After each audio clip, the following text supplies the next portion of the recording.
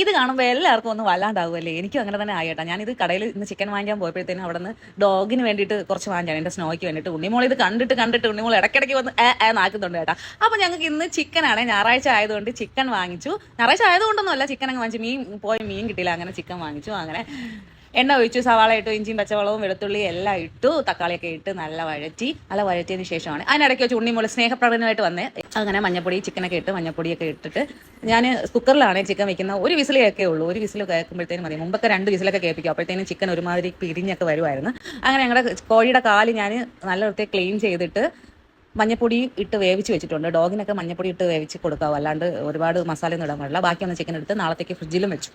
ഇന്നലെ ദീപിച്ചോൻ്റെ വീട്ടിൽ പോയായിരുന്നു, അപ്പോൾ കുറച്ച് മുരിങ്ങയില അവിടെ നിന്ന് കൊണ്ടുവന്നു. എനിക്ക് ഭയങ്കര ഇഷ്ടമാണ് കേട്ടോ മുരിങ്ങയില തോരൻ. അങ്ങനെ കുറച്ച് മുരിങ്ങയില തോരനൊക്കെ വെച്ചു, ചിക്കൻ കറി. പിന്നെ വേറെ ഒന്നും വെക്കാനൊന്നും നിന്നില്ല. അച്ചാർ വരുമ്പോൾ ദീപിച്ചോൻ്റെ വീട്ടിൽ പോയപ്പോൾ കുറച്ച് അച്ചാറുണ്ടായിരുന്നു, നല്ല അടിപൊളി മാങ്ങ അച്ചാറാണ്.